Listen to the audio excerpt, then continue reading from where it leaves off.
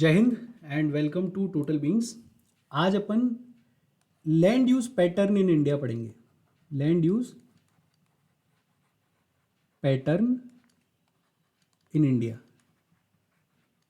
हालांकि ये कंटिन्यूएशन है पिछले टॉपिक का, लैंड यूटिलाइजेशन का। फर्क सिर्फ इतना है कि over the period of time, पिछले 4-5 डेकेड में इंडिया में लैंड के यूज का पैटर्न किस तरह से चेंज हुआ है। हमारा नेट सोन एरिया घटा है या बढ़ा है, फॉरेस्ट एरिया घटा है या बढ़ा है, ओवरऑल जो पैटर्न है लैंड के यूजेस का वो किस तरह से चेंज हुआ है और उसका क्या इम्पैक्ट या क्या इंप्लीकेशन है, वो अपन पढ़ते हैं land use pattern in India में। उससे पहले कुछ फैक्ट्स हैं। फैक्ट्स क्या है? एक तो किसी भी जगह का जो भी लैंड यूज है उसको डिटरमाइन जनरली दो फैक्टर्स करते हैं। पहले फिजिकल फैक्टर्स, जैसे किसी जगह का क्लाइमेट कैसा है, सॉइल टाइप कैसा है, टेरेन या फिर टोपोग्राफी कैसी है।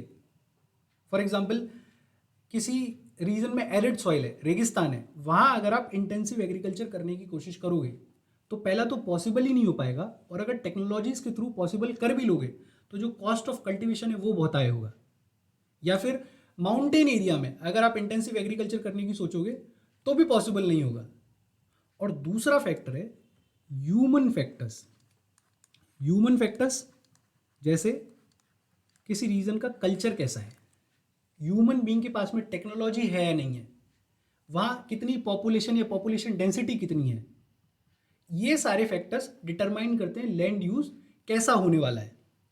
और दूसरा, इंडिया का जो टोटल ज्योग्राफिकल एरिया है, total geographical area of India is 3.28 million square kilometre. ये इंपॉर्टेंट है। टोटल ज्योग्राफिकल एरिया कितना है? 3.28 मिलियन स्क्वायर किलोमीटर। इस 3.28 मिलियन स्क्वायर किलोमीटर में से 93% एरिया को अपन ने सर्वे कर लिया है। या 93% एरिया का अपने पास लैंड यूज डाटा है। बचा कुचा जो 7% है उसको अपन सर्वे क्यों नहीं कर पाए? बड़ा सिंपल। अगर इंडिया का मैप देखोगे तो कुछ ऐसा दिखता है इंडिया ऊपर से। ये जो ऊपर वाला रीजन है जो लीगली हमारा है, कश्मीर जो कि हमारा है, उसको इलीगली ऑक्यूपाई करता है पाकिस्तान, जिसे अपन बोलते हैं पीओके, पाकिस्तान ऑक्यूपाइड कश्मीर। ये एरिया अपने कंट्रोल में ही नहीं है अभी, तो इसका लैंड यूज डाटा या इसको अपन सर्वे नहीं कर पाए। और ये जो एरिया है जो कि अक्साई चीन है, इसको अभी कंट्रोल करता है चाइना। लीगली हमारा है लेकिन इलीगली कौन कंट्रोल करता है इसको? चाइना। तो इसका भी लैंड यूज डाटा अपने पास नहीं है। और कुछ नॉर्थ ईस्टर्न स्टेट्स जहाँ पे टेरेन बहुत डिफिकल्ट है उसको अपन सर्वे नहीं कर पाए, तो उसका भी लैंड यूज डाटा अपने पास नहीं है। तो ये 7% वो वाला एरिया है। अच्छा, अब देखो आगे कि इंडिया में जो ये लैंड यूज का पैटर्न है वो किस तरह से चेंज हुआ है। बुक में 2 पैराग्राफ दे रखे हैं और एक डायग्राम दे रखा है। ये डायग्राम इंपॉर्टेंट है। अगर ये डायग्राम समझ में आ गया तो बाकी अपनी लैंग्वेज में तुम कैसे भी लिख सकते हो। देखो, इसको समझने की कोशिश करते हैं। इंपॉर्टेंट तो 2-3-4 चीजें ही हैं। एक तो फॉरेस्ट इंपॉर्टेंट है इसमें, ये इंपॉर्टेंट है। एक permanent pastures and grazing ground important है। करंट फेलो रिलेटिवली कम इंपॉर्टेंट है लेकिन है। और एक नेट सोन एरिया इंपॉर्टेंट है। बाकी सब ऑटोमेटिक अंडरस्टैंडेबल है, जैसे बैरिन लैंड या फिर culturable waste land, area under non agricultural uses. ये देखो बैरिन लैंड ये वाली है, 1960-61 में कितनी थी? 18.11%। 2014-15 में कितनी आई? 5.5%। मतलब ये जो बैरिन या फिर अनकल्चरेबल वेस्ट लैंड है ये डिक्रीज हुई। अब इसको समझना बहुत ज़्यादा डिफिकल्ट नहीं है, बिकॉज जो बंजर ज़मीन है, जो बेकार ज़मीन है, ह्यूमन बीइंग की जैसे जैसे पॉपुलेशन बढ़ रही है, जैसे जैसे टेक्नोलॉजी बढ़ रही है, ह्यूमन बीइंग क्या कोशिश कर रहा है कि बेकार ज़मीन को किसी न किसी और फॉर्म में यूटिलाइज किया जाए। ये जो बैरिन लैंड है इस पर एग्रीकल्चर नहीं हो सकता, लेकिन घर, मकान, फैक्ट्रीज वो सब तो बन सकते हैं ना। तो ये जो बैरिन लैंड है इसका कम होना लाजमी है, जो कि अपन देख रहे हैं कि 18 से 5% पे आ गई। अगर ये देखोगे area under non agricultural uses, ये जो area under non agricultural uses है ये पहले कितना था? 4.95%। और अभी 2014-15 में कितना हो गया? 8.7%। मतलब ये इंक्रीज हुआ है। इसमें भी कोई बहुत बड़ा सरप्राइज नहीं है।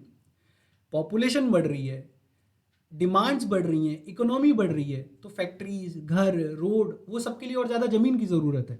तो area under non agricultural uses जो है वो भी इंक्रीज हो रहा है। 4.95% से कितना हो गया, 8.7%। इंपॉर्टेंट क्या है, फॉरेस्ट है। देखो फॉरेस्ट, देखो फॉरेस्ट वाली लैंड 1960-61 में कितनी थी, 18.11%। अभी कितनी है, 23.3%।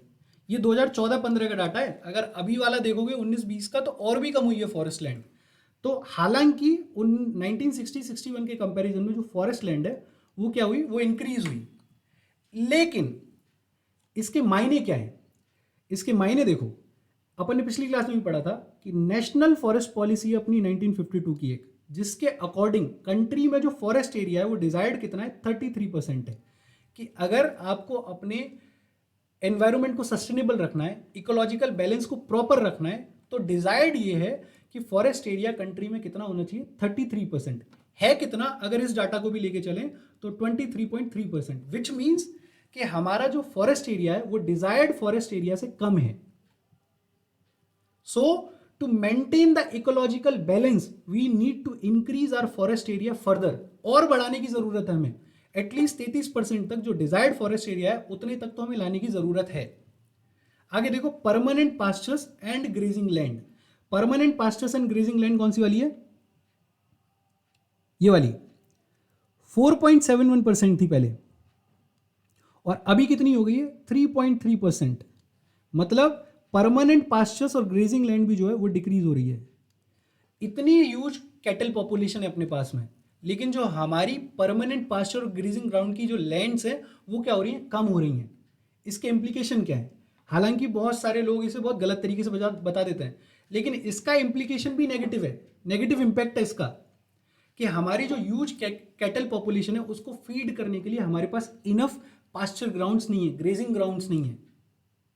देख रहे हो ना तुम, आसपास देखो कितने गाय, भैंस, बैल रोड पे घूमते रहते हैं, उनके पास खाने के लिए प्रॉपर नहीं है, चिल्ली, पन्नी और जो वेस्ट है वो खा रहे हैं। तो जो permanent pastures and grazing land है वो भी डिक्रीज हो रही है। इसको भी हमें सब्सटेंशियली इंक्रीज करने की जरूरत है, ताकि जो हमारी ह्यूज कैटल पॉपुलेशन है उसको अपन सस्टेन कर पाए, उसके सर्वाइवल के लिए इजियर हो चीजें। अच्छा, करंट फैलो के कॉन्टेक्स्ट में अगर देखोगे तो जो करंट फैलो है वो पहले कितनी थी, 3.73%, अभी कितनी है, 4.9%। एक तो करंट फैलो लैंड के मामले में दो चीजें इंपॉर्टेंट हैं। पहली इंपॉर्टेंट चीज क्या है कि करंट फैलो लैंड जनरली वो लैंड होती है जो कि बहुत ज्यादा प्रोडक्टिव नहीं, जिसकी प्रोडक्टिविटी कम हो गई है।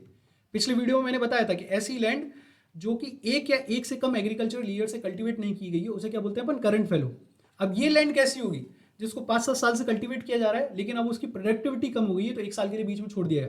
तो विच मीन्स कि एक तो करंट फैलो लैंड की जो प्रोडक्टिविटी है वो बहुत ज़्यादा अच्छी नहीं होती, और प्रोडक्टिविटी अच्छी नहीं होने का मतलब क्या है कि उसका जो कॉस्ट ऑफ कल्टीवेशन है वो हाई होगा।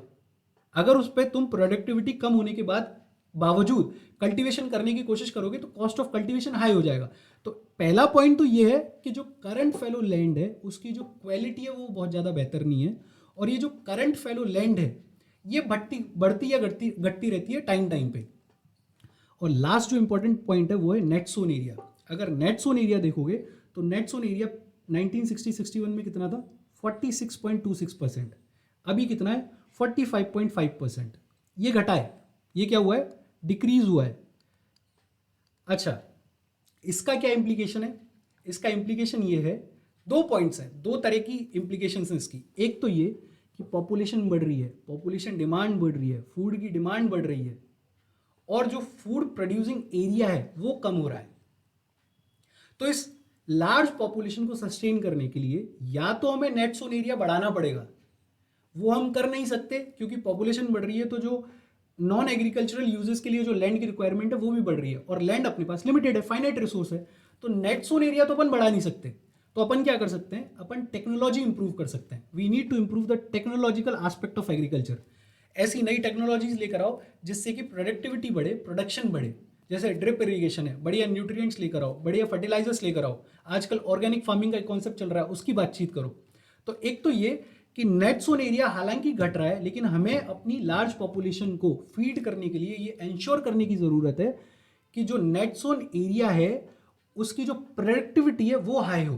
और वो कैसे हाई होगी? जब हम टेक्नोलॉजी और बेहतर करेंगे। और दूसरा एक कैरेक्टरिस्टिक इंडिया में देखने को मिलता है नेट जोन एरिया का, वो ये है कि there is high regional variation among states, कि एक स्टेट दूसरे स्टेट में जो नेट जोन एरिया का परसेंटेज है वो बहुत वेरी करता है। फॉर एग्जांपल पंजाब हरियाणा जैसे स्टेट्स में ऑलमोस्ट 80% एरिया जो है वो नेट जोन एरिया में आता है, मतलब 80% लैंड को वो कल्टीवेट कर रहे हैं, नेट जोन एरिया में है वो। और नॉर्थ ईस्ट वाले जैसे स्टेट्स हैं वहां पे 10%, 15% या 10% से भी कम एरिया जो है वो नेट जोन एरिया है। तो एक तो पॉइंट ये कि there is high variability amongst state in accordance with net zone area, और दूसरा ये कि in order to sustain our growing population we need to improve our agriculture and its productivity through technology. ये दो points हैं। अच्छा, इसको लिखवाने की ज़रूरत नहीं है, मैं बोल नहीं रहा हूँ बिकॉज ऑलमोस्ट सब कुछ बोल दिया, दोबारा सुन लो, लिख लेना। बाकी शायद बुक का पेज नंबर 6 या 7 उस पर ये पूरा डिटेल दे रखा है, वो देख लेना बुक से। इसके आगे है लैंड डिग्रेडेशन, वो अपन आगे पढ़ेंगे यहाँ तक, और इसमें कोई डाउट है तो पूछ लो। बाकी बस अपना ध्यान रखो, माता पिता का ध्यान रखो। Thank you very much.